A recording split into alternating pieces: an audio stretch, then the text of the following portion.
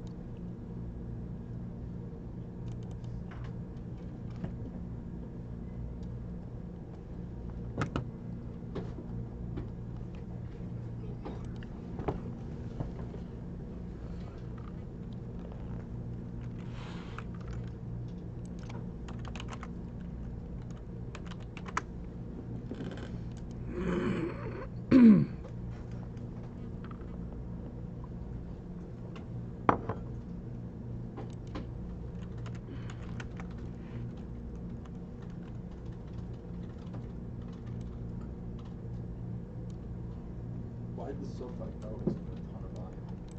Anybody know? No, just woke up.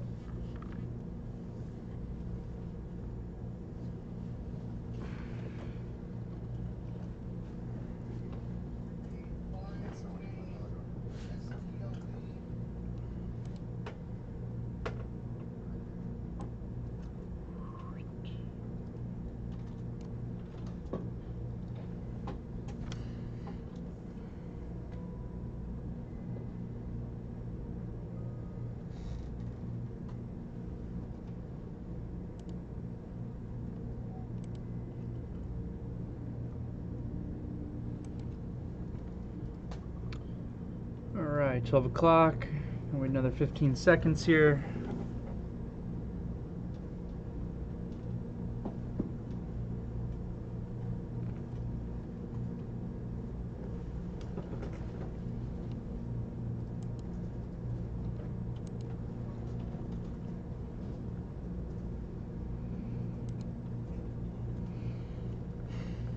All right, we should be live. Let's do it. So it's time for your prop trader market update that we do here weekly, Tuesdays at 12 o'clock, hosted by yours truly, Derrick Oldensmith. I am an associated member of T3 Trading Group, which is an SEC registered broker-dealer and member of FINRA SIPC. You should carefully consider whether trading is suitable for you in light of your own financial condition. All right. Position disclosure here. I am long. I'm long stocks because it's a bull market. That hasn't changed. I think I've been saying that every Tuesday for a little while now. I do have one short on that I'm very small in right now, which also had earnings last night with AMC. Let's talk about the current state of the market here a little bit. Okay, first my background. I think you guys all know me by now. A lot of you guys come in here, I think, every Tuesday to watch this. I am senior trader and registered principal with T3 Trading Group. I have been with T3 for over a decade. I've mentored well over 100 professional traders, currently managing a group that I believe is in excess of 100 traders. I'm big into skiing, martial arts, and all things related to markets. That's really my background. And here's my email address. D. Oldensmith, first initial last name, at t3trading.com. If any of the things that I'm going to be speaking with you about today interest you, reach out. I'm going to be talking about stocks, then I'm going to be talking about T3 and the numerous ways that you could potentially get involved with my team of professional traders. So I guess with that said, let's go to the charts. All right, let's start with the market because I always start with the market. Big picture down to small picture. The market is one of our most important, what we call layers of probability in trading. So there are many different things that have an effect on an individual stock or on the market as a whole or any trade that you take. And all of those things we call layers of probability. So any trade that you're taking in any stock, for the most part, is going to be influenced by the state of the market itself. So If the market is looking bullish, like it is right now, and you're thinking, let me go short a bunch of stock, good luck. That's going to be much more difficult trading. It doesn't mean that you can't make money shorting stocks in a bull market, as an example. It just means it's much more difficult, and you're going to have a much lower probability of success in those trades. The easier money, without a doubt, is the SPYs are telling us, is to be long and strong. So the S&P has really tightened up since the, last third or so of July and all of August. The last couple of trading sessions in particular, even as we've made all-time highs, have been incredibly boring, incredibly choppy trading sessions. Today was a little bit choppy also, but at least had some volatility to it. Just look at yesterday's price action. The high and low of the day in the S&P came in the first 10 minutes in the SPYs. And then we just did absolutely nothing. The Qs, again, start with the daily chart here. Daily chart looking really bullish. Qs, price action yesterday, very boring, very choppy. Today, a little bit more price action. We kind of had this big sell program hit the market around 10:25, 10:30 today that really hit the Qs and the SPYs in particular. Apple got whacked back down, even though Apple was showing us some relative strength early on in the day. All of a sudden, 10:25 hit. They just destroyed the Qs. They're really hard. So SPYs, Qs, looking really bullish. The Russell here, the IWM, a bit more neutral. The Russell is starting to hold above 222, that's kind of my bullish level 1. Level 2, we really need to be clearing 225, and that's when the Russell will start looking a bit more bullish. I'm actually surprised that the Russell hasn't been performing better, given what the TLT has done. So TLT is just kind of the first ETF that I go to just to show me a representation of interest rates, of treasuries. So TLT, we know, had been in this very strong upward channel, which means interest rates have been drifting lower since basically mid-May. So about 2.5 months, a little bit more than that, of interest rates dripping lower as the TLT has gone higher. And then last week on Friday, when the unemployment number came out, when the jobs number came out, TLT got hit real hard, had a huge gap down below the descending channel, so interest rates have been going higher. That tends to be good for the Russell and not as good for the NASDAQ. So one thing that's interesting on this market right now is that the Russell hasn't performed better, and that the Qs haven't pulled back maybe a little bit more, or if the Qs are going to hold up and go sideways, at least that the Russell isn't performing a lot better. So that's kind of interesting.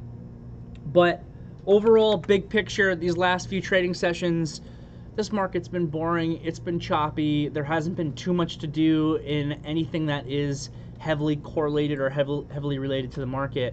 And I got no problem sitting here telling you guys to not do a lot of trading right now when the market is slow and when the market's tough.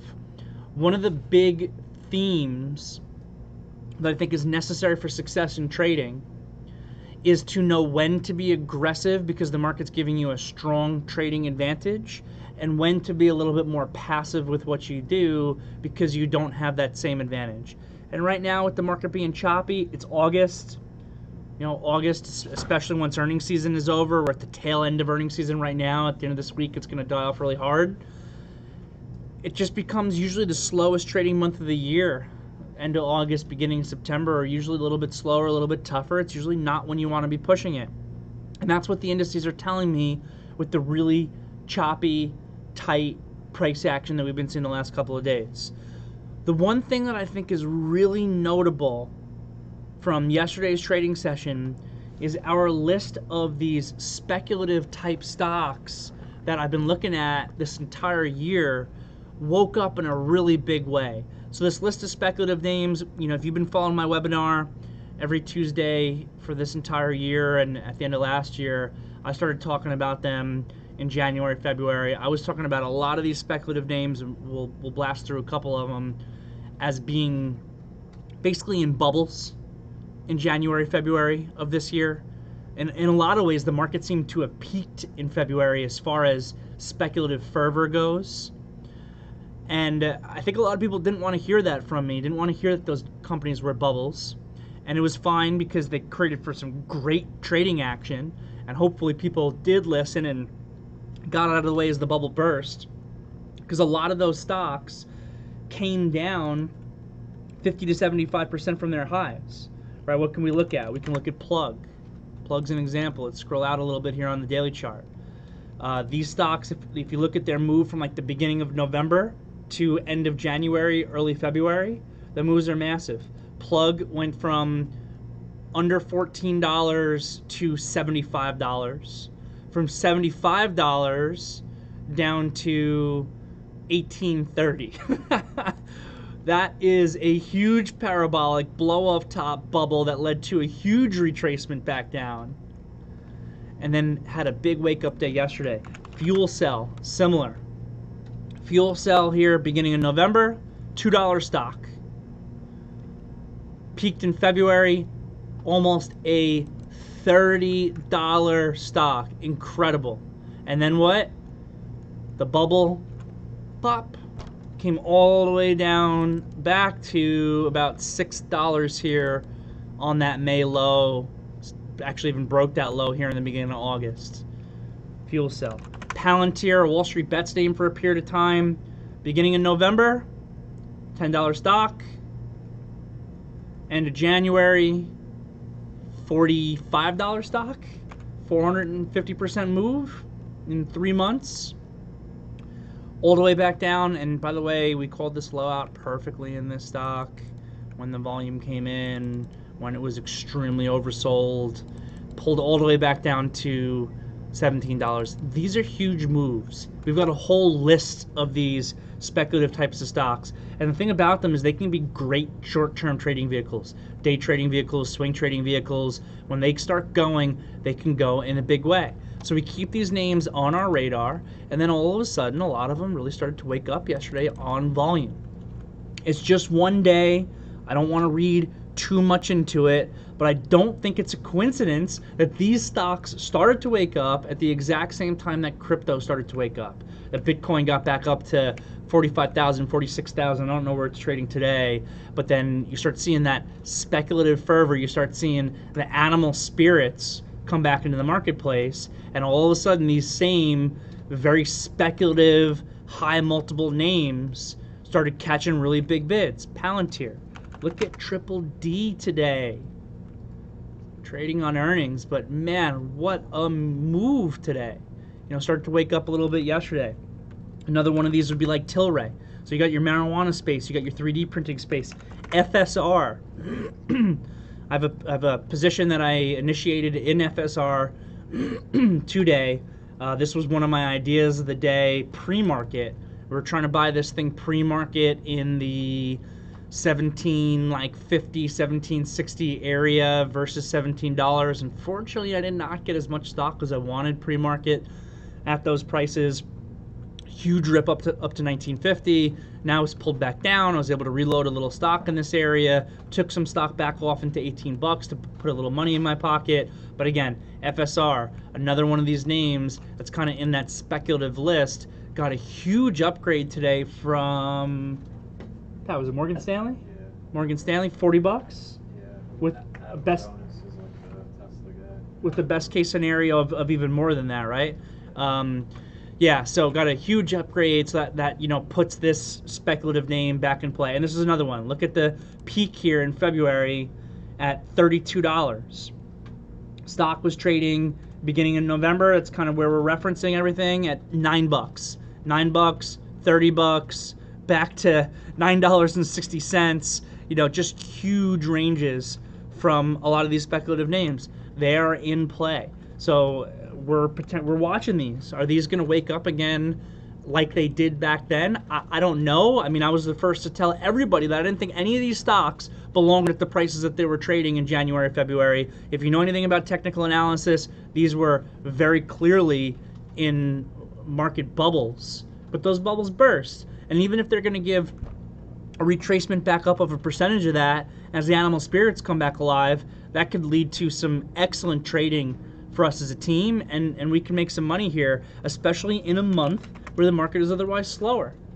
You know, SPYs, again, the price action in the market has been very anemic the last couple of trading sessions, and usually it only gets worse as you go into the end of August, beginning of September, and usually around mid-September is when that price action starts to pick up again a little bit.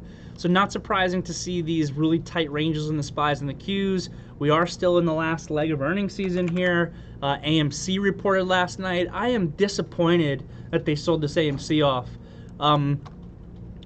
Sold this AMC back down to flat, really fully filled the gap here. This price action is not fantastic in AMC. This is not boding well for the apes.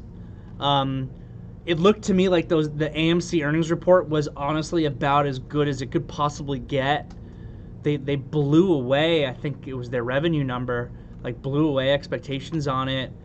Companies trying to innovate. They're looking at, you know, accepting Bitcoin and other forms of payment now to be able to come in. You know, they're trying to expand. If AMC can't catch that strong bid back into the 40s on that earnings report, I don't know what's going to be able to get this thing going again. I am still short, and what I was telling the team was, even though I'm short small, you know, I made really good money on this thing, on this breakdown from $60. $60 was kind of a big resistance area. That's when I was shorting. It's when I was much heavier in this thing. You had the symmetrical wedge that broke to the downside. Then you had another symmetrical wedge that broke to the downside at the beginning of this month. I actually want AMC to go either a lot higher or a lot lower. I just don't want it here.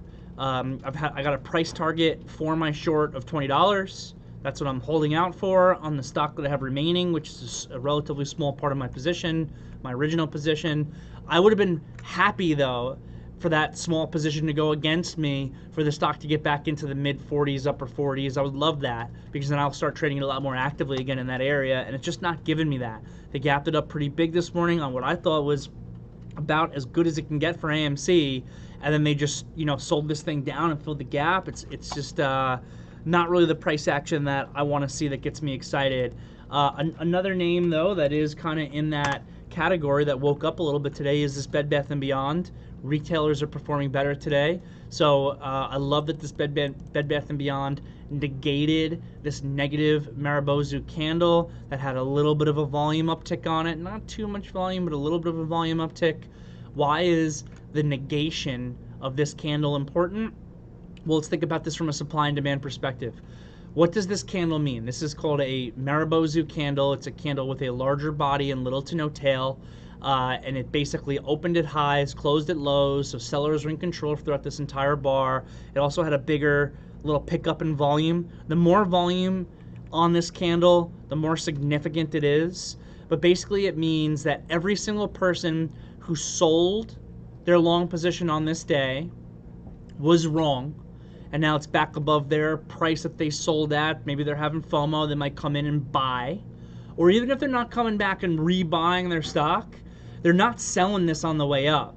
So it creates less supply of profit takers on the way up and more possible demand. What if you were a short seller of Bed Bath & Beyond in this day and it's getting back above? Well, we know that every single short seller from this negative Maribozu is now out of the money. People who are out of the money, well, what do they got to do? If they manage risk, which you better make sure you're managing your risk if you're a short seller, especially this day and age in this environment, well, those people are potentially getting squeezed out of their position, and that creates more buying as well. So if we can get this Bed Bath & Beyond start holding back above 29, it starts looking better. That's another one of those, you know, Wall Street bet meme stock. But this is one that I also think has value to it, as opposed to AMC, where I'm sorry, I just really don't think that AMC is a company that has any real value. Bed Bath & Beyond has done a great job changing their business around, focusing on e-commerce, building up cash onto their balance sheet, initiating a buyback. There's a lot to like, even fundamentally, about Bed Bath & Beyond, especially if these technicals start to improve. It gets above the negative Maribozu, so negates that. $30 is kind of your next level, and then 32 is a little bit of an area also where this thing has kind of failed to close above pretty consistently in the past. So I'm going to continue to watch that one as well. And That's pretty much all I got for you guys today. So I do think that the big news that we want to pay attention to from a technical perspective. So, just take a step back. The key to the year 2021 from a trading perspective has been to understand money flow and money rotation. So that's what we want to see. Where is the money flowing into? And when it was flowing into energy, that's where you want it to be. When it was flowing into those bubble stocks, well, that's where you want it to be. They gave huge returns. Now it's flowing potentially back into these reopening trades. CLF has also been a name that I've been talking about for a while. I loved the earnings report that it came out. I love the relative strength that this stock has showed. My team and I spoke about this descending bull flag pattern that it established, that it broke out of over the course of the last couple of days, coupled with some bullish option flow coming in. Cleveland Cliffs is looking great, just a little bit extended now, so you don't want to chase price. U.S. Steel waking up again. Again, these are the reopening trades, so that's why I'm surprised that this IWM is actually not performing better, because I associate the IWM a little bit with the reflation reopening trade also, and the TLT just getting smacked down at the same time should also be beneficial to it. So we'll continue to monitor all of those things. It's August. We'll see if we can have some solid stuff to focus on from a trading perspective, if those speculative names can wake up and give some further continuation, and that's pretty much the state of things right now. I've been posting my afternoon meetings on YouTube that I'm doing with my team for a little while now, so maybe some of you guys have been following that. If you haven't, you should check it out. Let's talk about how you can get involved with my team. There's a number of ways. You can become a ProDesk VTF subscriber. You can open up a prop trading account with T3. You can open up a retail trading account with T3. These are all the ways that you can get involved with my team.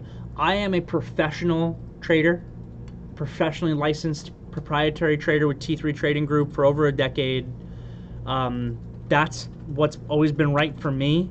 There are certain advantages to having a pro account that you can't really get in a retail account. I'll talk about that here in a second. So T3 Trading Group is one of the largest proprietary trading firms in the United States. We have hundreds of licensed professional trading accounts.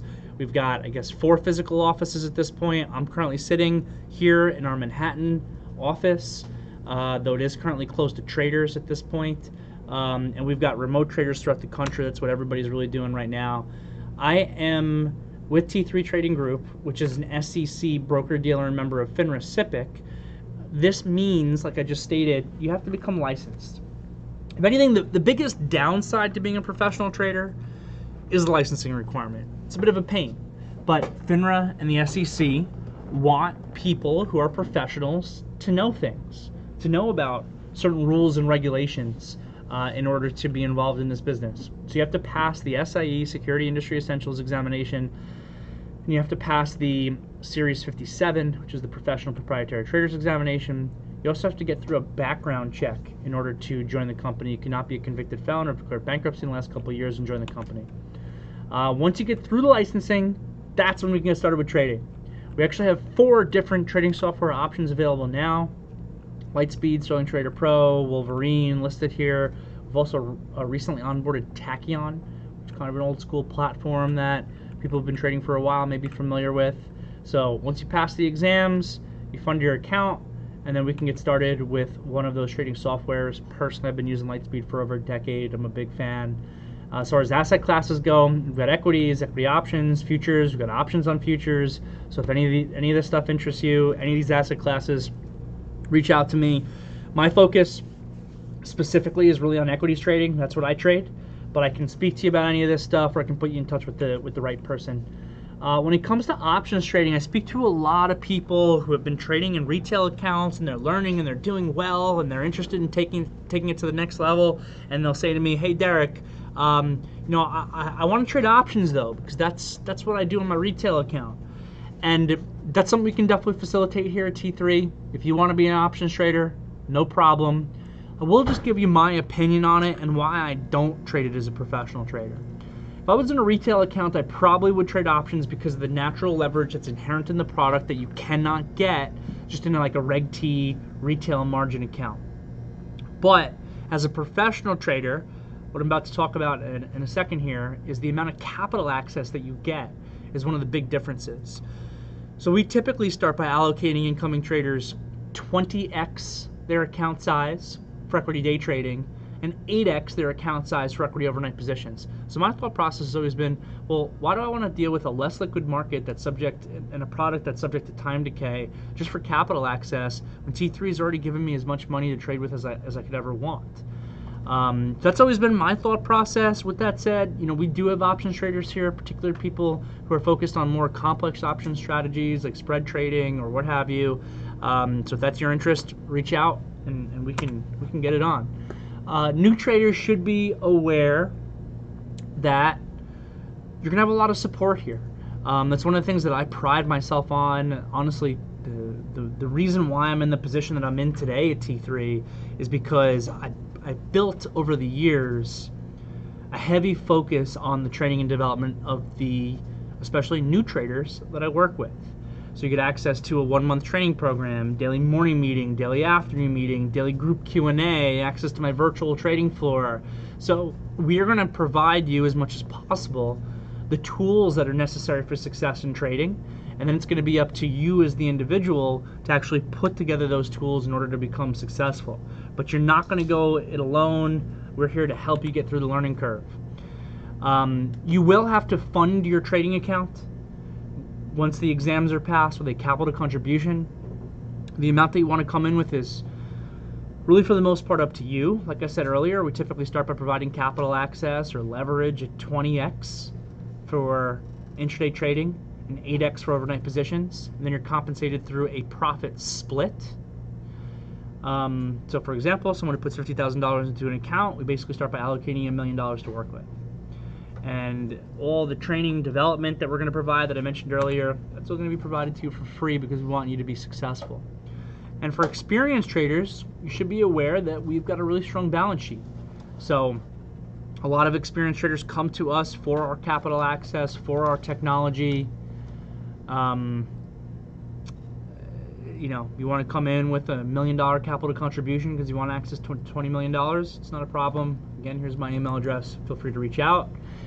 And if you get started with us now, you're going to get access to all this awesome stuff for free. You get access to my virtual trading floor, which is called the Pro Desk. You can also become a subscriber to it, but that is where the majority of the professional traders at the company are hanging out. You can get access to my training program. There's a big value on that. You get access to Scott Ruther's virtual trading floor. It's called the Trading Hub.